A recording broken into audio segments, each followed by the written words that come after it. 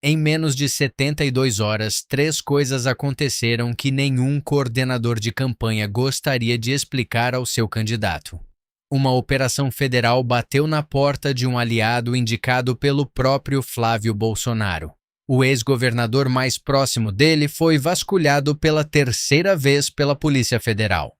E um político que deveria estar do mesmo lado foi a um encontro com 200 empresários e enterrou a candidatura na frente de todo mundo. Essa não é uma semana normal de campanha. Essa é a semana em que o castelo começou a rachar por dentro.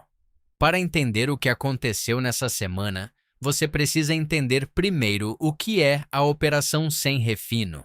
E para isso, você precisa entender o esquema mais criativo e mais criminoso de lavagem de dinheiro que a Polícia Federal encontrou nos últimos anos no Brasil.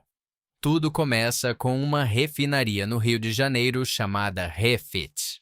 No papel, ela era uma refinaria de combustível. Refinaria, como o nome diz, é um lugar que pega petróleo bruto, processa e transforma em gasolina, diesel, querosene. Só que a Refit não fazia nada disso. Ela não comprava petróleo bruto, ela já comprava o combustível pronto, já refinado. O nome da operação não é por acaso. A refinaria não refinava nada. Era só fachada. E fachada para quê? Para lavar dinheiro? Muito dinheiro. Dinheiro do PCC e do Comando Vermelho, as maiores facções criminosas do Brasil.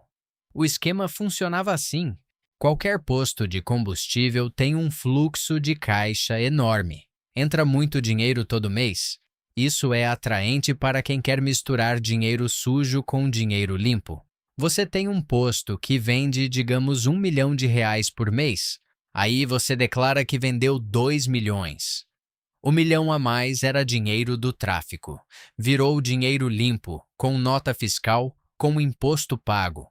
Problema aparentemente resolvido. Mas uma hora a polícia ia perguntar: de onde veio toda essa gasolina que você disse que vendeu? Você declarou que vendeu 300 mil litros esse mês, mas não tem nota de compra de 300 mil litros de lugar nenhum. Aí, o esquema precisava de mais uma peça. Aí, entrou a Refit. A refinaria emitia as notas fiscais para os postos. O posto comprou a gasolina da refinaria. A refinaria emitia o papel. A cadeia ficava perfeita no papel. A polícia chegava, perguntava de onde veio o combustível e o posto mostrava a nota da Refit. Circulou, lavou, saiu limpo. E não era um posto, eram vários. A PF estima que o esquema causou um rombo de 26 bilhões de reais em sonegação. Bilhões, não milhões. Com B. Para completar o esquema, faltava uma última peça. Alguém para garantir que a Refit poderia operar legalmente, que as licenças ambientais estivessem em ordem, que o Estado não fechasse a refinaria. E é aqui que o nome de Flávio Bolsonaro começa a aparecer na história.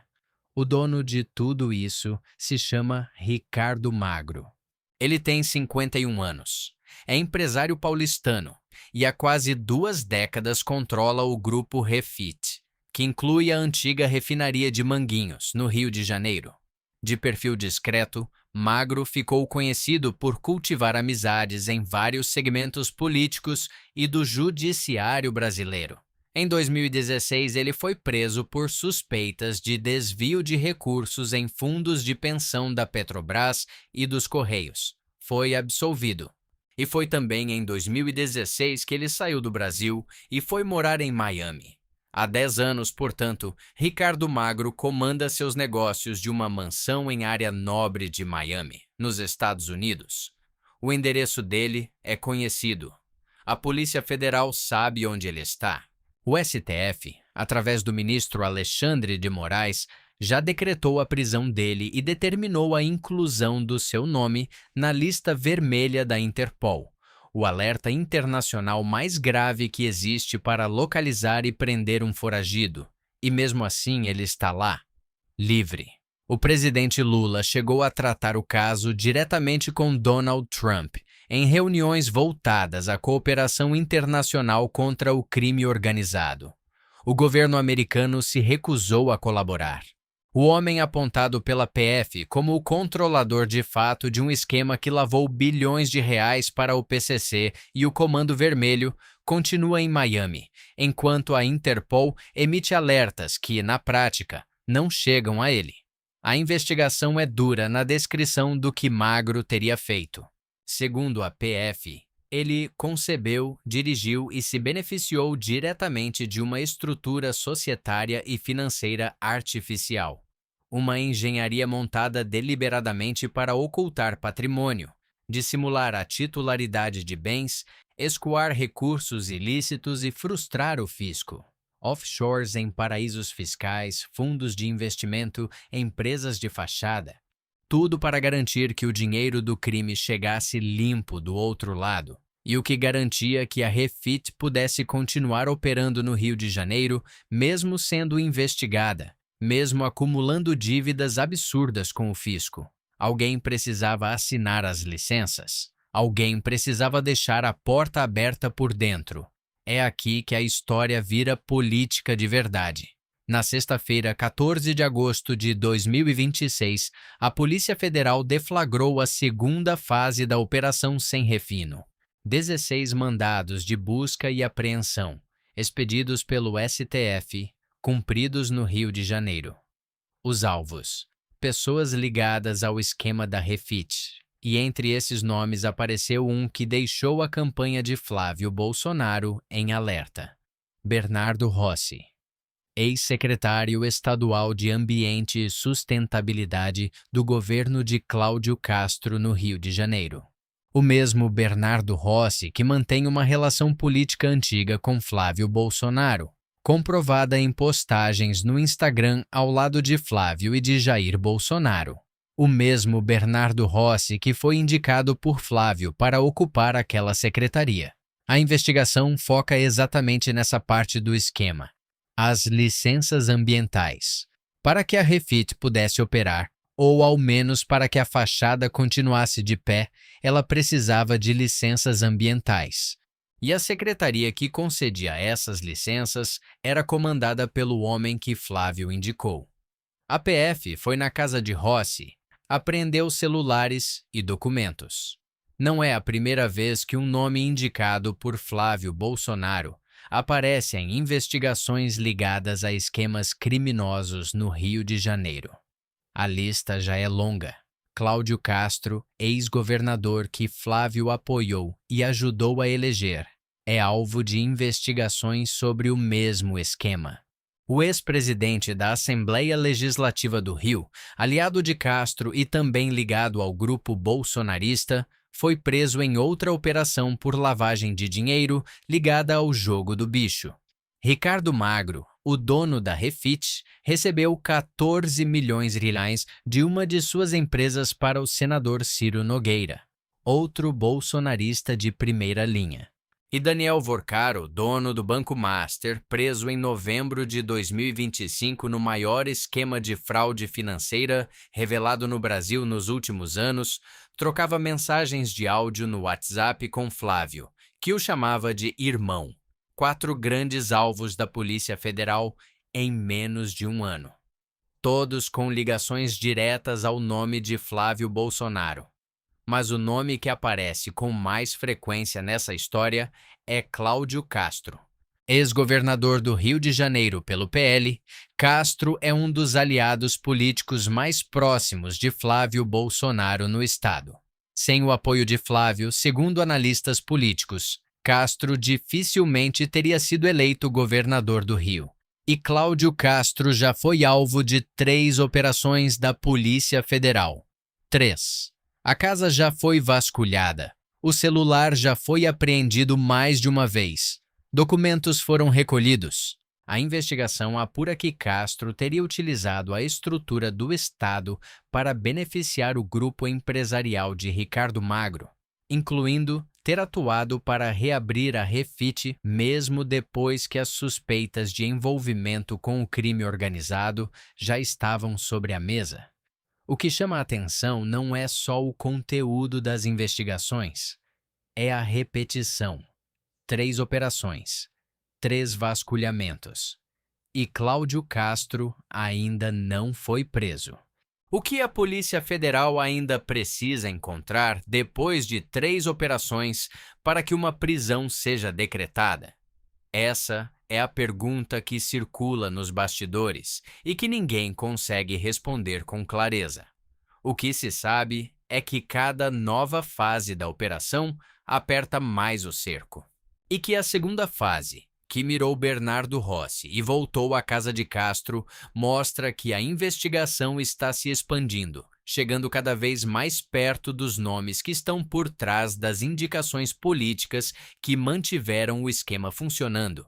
E quem fez essas indicações? Existe um padrão que se repete com uma regularidade difícil de ignorar. Flávio Bolsonaro indica alguém. Aquele alguém aparece depois em investigações ligadas a organizações criminosas, lavagem de dinheiro ou desvio de recursos públicos. O ciclo se repete. Cláudio Castro foi eleito governador do Rio com apoio direto de Flávio. Hoje é alvo de 3 operações federais. Bernardo Rossi foi indicado por Flávio para uma secretaria no governo Castro. Hoje tem celular e documentos apreendidos pela PF. O ex-presidente da Assembleia Legislativa do Rio, ventilado um dia como possível sucessor de Castro no governo estadual, foi preso por lavagem de dinheiro ligada ao jogo do bicho. Daniel Vorcaro, o irmão do WhatsApp, preso em novembro de 2025. Ciro Nogueira, senador bolsonarista que recebeu 14 milhões de reais do grupo Refit e que, segundo ele próprio, não vê problema nisso. Diante desse histórico, só há 2 interpretações possíveis. Ou Flávio Bolsonaro tem um talento extraordinário e consistente para escolher, entre todos os políticos e gestores disponíveis, justamente aqueles que depois aparecem em investigações criminosas, sem nunca perceber nada. Ou há algo mais sistemático por trás dessas escolhas. A Polícia Federal não faz afirmações públicas sobre isso. As investigações seguem o seu curso, mas o padrão está documentado. E quando a campanha eleitoral começar de verdade, esse padrão vai ser colocado na televisão, nos vídeos, nos debates, nos panfletos do campo adversário, com nome, data e número de operação. E então veio o golpe que ninguém esperava que viesse de dentro do campo da direita.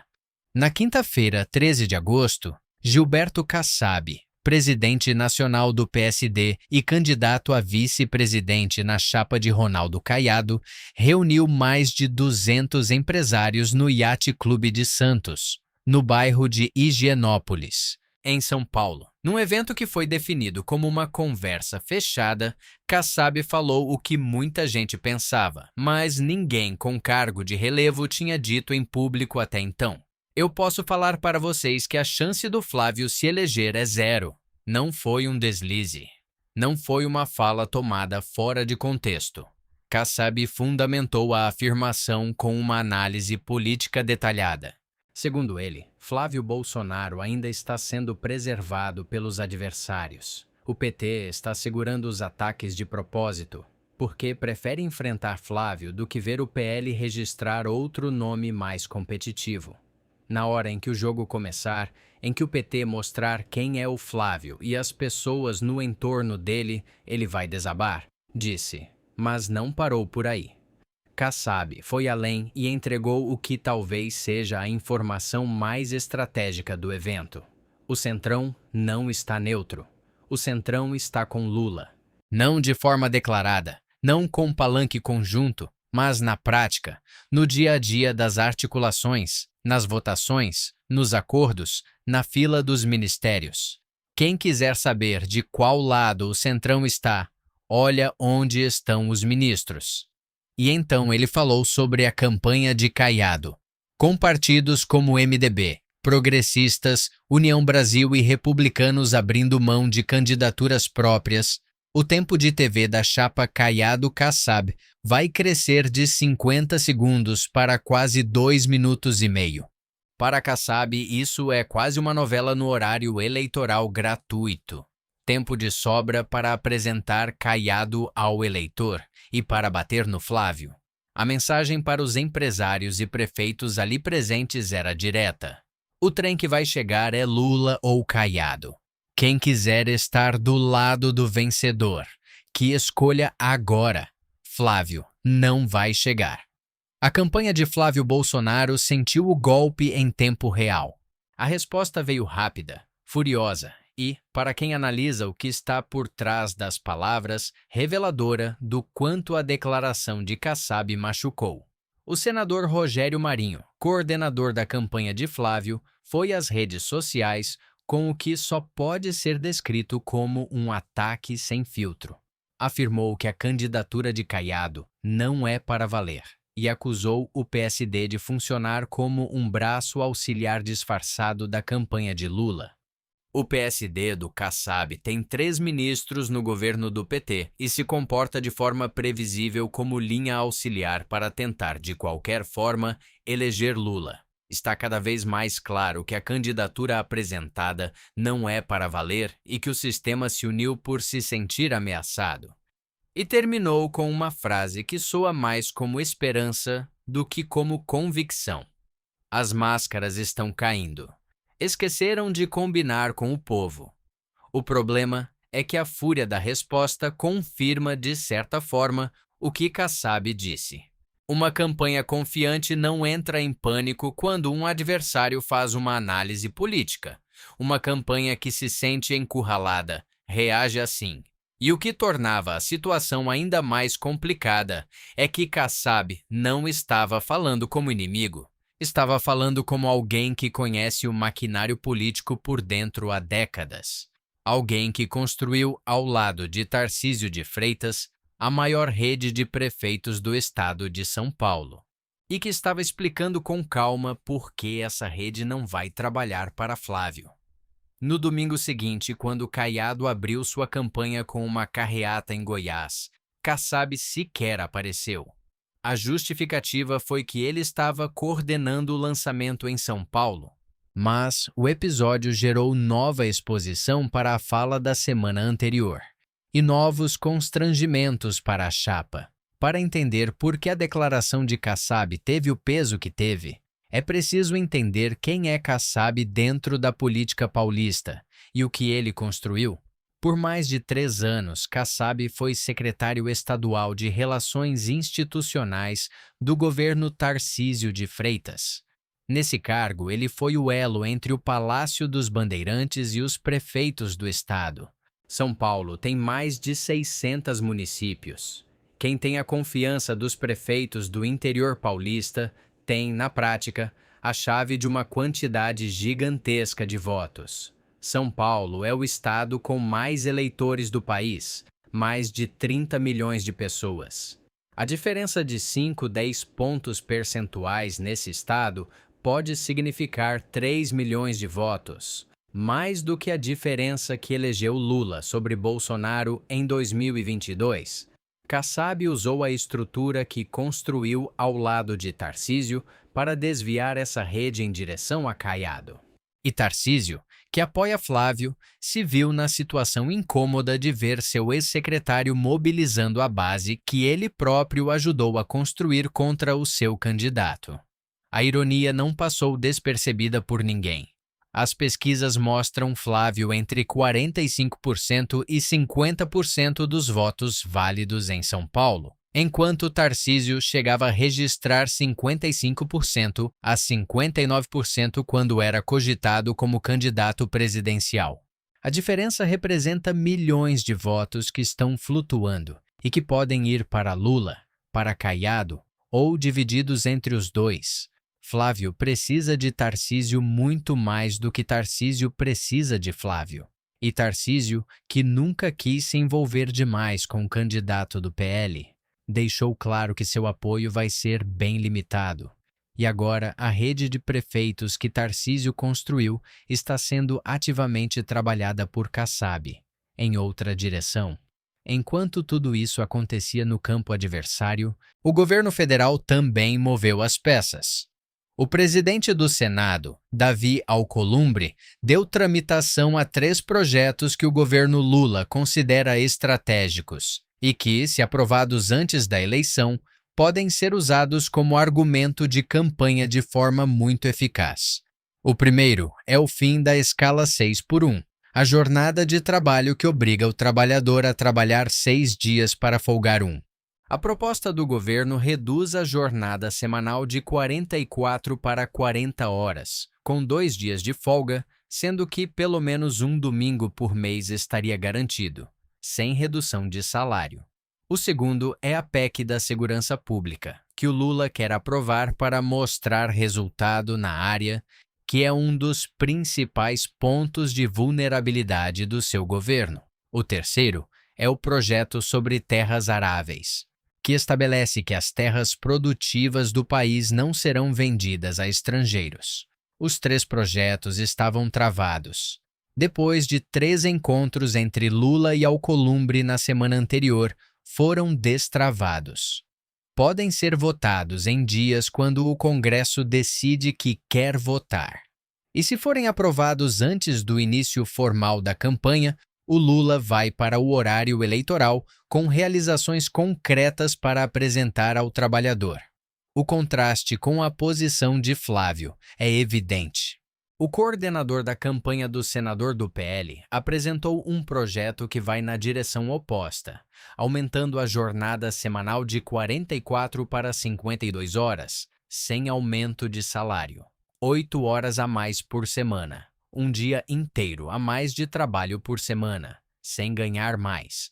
Num ambiente em que o governo está prestes a aprovar a redução da jornada, esse posicionamento vira um alvo enorme para qualquer adversário. E o Centrão, que percebe para onde o vento está soprando com uma precisão que impressiona, está se alinhando ao lado que tem os projetos, os ministérios e as pesquisas de intenção de voto. Numa campanha eleitoral, há semanas que passam sem deixar marca, e há semanas que ficam, que as pessoas vão citar meses depois como o momento em que o jogo virou, ou pelo menos em que começou a virar. A semana de 11 a 17 de agosto de 2026 foi dessa segunda categoria para a campanha de Flávio Bolsonaro. Em menos de 72 horas, um aliado indicado pelo senador foi alvo de busca e apreensão da Polícia Federal em uma investigação de lavagem de dinheiro ligada ao PCC e ao Comando Vermelho. O ex-governador que Flávio ajudou a eleger foi vasculhado pela 3ª vez pela PF. E o principal operador político do estado mais importante do país foi a um encontro com empresários e investidores e disse com todas as palavras que a candidatura de Flávio Bolsonaro não tem futuro. Cada um desses eventos, isolado, seria um problema gerenciável. Juntos, na mesma semana, compõem um quadro que a campanha vai ter muita dificuldade de reverter com notas à imprensa e respostas furiosas nas redes sociais. O PT, como Kassab revelou, ainda não começou a atacar Flávio de verdade. Está aguardando para o momento certo, para quando a campanha ganhar intensidade e cada segundo de TV contar. Quando esse momento chegar, o material disponível é extenso.